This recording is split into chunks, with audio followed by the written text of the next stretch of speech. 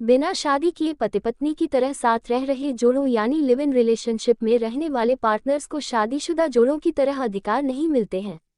कई मामलों में ऐसे जोड़ों को शादीशुदा जोड़ों के मुकाबले कानूनी तौर पर कम अधिकार मिलते हैं। खासतौर पर उनके बच्चों की कस्टडी के मामले में अनिश्चितता रहती है। एक महिला शादी के 1 साल बाद ही अपने पति से अलग हो गई और अपने बॉयफ्रेंड के साथ लिव इन रिलेशनशिप में रहने लगी। इसी दौरान वह प्रेग्नेंट भी हो गई। खास बात ये कि उसने अब तक अपने पति से तलाक नहीं लिया था, यानी कानूनी तौर पर वह शादीशुदा थी और पति से अलग अपने पुरुष मित्र के साथ रह रही थी। अस्पताल में उसने एक बच्चे को जन्म दिया।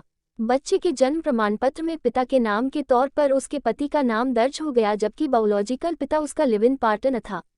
कुछ समय बाद महिला ने पति से तलाक ले लिया। अब उसने बर्थ सर्टिफिकेट पर बच्चे के पिता के तौर पर अपने लिव इन पार्टनर का नाम डलवाना चाहा। यह मामला नवी मुंबई का है। वहां की महानगर पालिका ने पिता का नाम बदलने से इनकार कर दिया। मजिस्ट्रेट कोर्ट में भी महिला की याचिका खारिज हो गई तो वह मुंबई हाई कोर्ट पहुंची। 8 अगस्त 2023 को जस्टिस एस.बी. शुक्रे व जस्टिस राजेश पाटिल की बेंच के सामने याचिका पर सुनवाई हुई और आगे की डेट दी गई।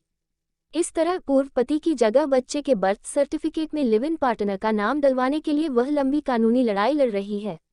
लिव इन रिलेशनशिप यानी बिन फेरे हम तेरे का रिश्ता, जहां दो बालिग बिना शादी की एक छत के नीचे पति पत्नी की तरह रोमांटिक रिलेशनशिप में रहते हों।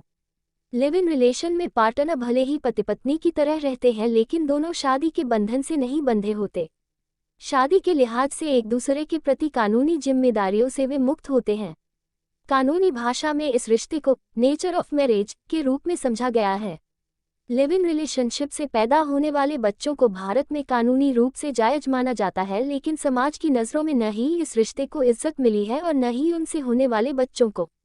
इस रिश्ते से जन्मे बच्चे के जन्म प्रमाण पत्र में पिता के नाम को लेकर भी सवाल उठते हैं। लिव इन रिलेशनशिप से जन्मे बच्चे और कानून। किसी भी पुरुष या महिला के लिए बिना शादी किए किसी के साथ फिजिकल रिलेशन में रहना कानून के हिसाब से गलत नहीं है, मतलब गैरकानूनी नहीं है। चाहे वह शादीशुदा है, तलाकशुदा है या विवाहित है, वह लिव इन रिलेशनशिप में रह सकता है। इसे अपराध नहीं कह सकते हैं, लेकिन लिव इन रिलेशनशिप को लेकर देश में स्पष्ट कानून नहीं है। इस तरह की रिलेशनशिप में रहने वाले जोड़ों को तमाम चुनौतियों का सामना करना पड़ता है। उन्हें कानून से समुचित संरक्षण नहीं मिलता। साथ ही बच्चों की कस्टडी से जुड़े मामले भी कॉम्प्लिकेटेड हो जाते हैं, क्योंकि लिव इन रिलेशनशिप से जुड़े मामलों से निपटने के लिए अलग से कोई कानून नहीं है। हालांकि अदालतें समय समय पर इससे जुड़े मामलों पर अहम फैसले सुनाती रहती हैं, लेकिन कई दफ़ा वे अलग-अलग होते हैं। लिव इन पार्टनर को नहीं मिलते ये अधिकार। लिव इन रिलेशनशिप में रहने वाले जोड़े शादीशुदा जोड़ों को मिले कई अधिकारों से वंचित रहते हैं। लिव इन पार्टनर का एक दूसरे की संपत्ति में उनका अधिकार या उत्तराधिकार नहीं हो सकता, लेकिन शादी के मामले में ऐसा नहीं होता। लिव इन पार्टनर अगर अलग होते हैं तो वो मेंटेनेंस का दावा नहीं कर सकते। हालांकि लिव इन रिलेशन से पैदा हुए बच्चे को उसी तरह के कानूनी अधिकार हासिल हैं जो शादीशुदा कपल के बच्चे के होते हैं। इलाहाबाद हाई कोर्ट ने लिव इन में रेप से जुड़े एक केस में अपने हालिया फैसले में इस कॉन्सेप्ट पर ही सवाल उठाया था। मामला लिव इन रिलेशन में 1 साल तक रहे जोड़े का था। महिला पार्टनर ने पुरुष पार्टनर पर रेप का आरोप लगाया था। वह प्रेग्नेंट हो गई थी। 1 सितंबर को दिए अपने आदेश में इलाहाबाद हाई कोर्ट ने कहा कि जानवरों की तरह हर मौसम में पार्टनर बदलने का चलन एक सभ्य और स्वस्थ समाज की निशानी नहीं हो सकता। हाई कोर्ट ने कहा कि शादी में जो सुरक्षा, सामाजिक स्वीकृति और स्थायित्व मिलता है वह लिव इन रिलेशनशिप में कभी नहीं मिल सकता। हाई कोर्ट ने आरोपी को जमानत देते हुए लिव इन रिलेशन को लेकर कई कठोर टिप्पणियां की। लिव इन रिलेशनशिप से जन्मे बच्चों के अधिकार। जून 2022 में सुप्रीम कोर्ट ने कहा कि लिव इन रिलेशनशिप से पैदा हुए बच्चों को शादीशुदा जोड़े के बच्चों की तरह ही प्रॉपर्टी से लेकर उत्तराधिकार तक के अधिकार मिलेंगे।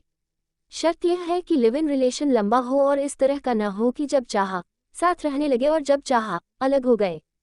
संपत्ति के अधिकारों के संबंध में सुप्रीम कोर्ट ने भारत माता और अन्य बनाम विजया रंगनाथन एंड एसोसिएट्स के मामले में एक फैसला ही सुनाया था। फैसला यह था कि 2 लोगों के लिव इन संबंध से पैदा होने वाले बच्चों को उनके माता पिता की संपत्ति में उत्तराधिकारी माना जा सकता है।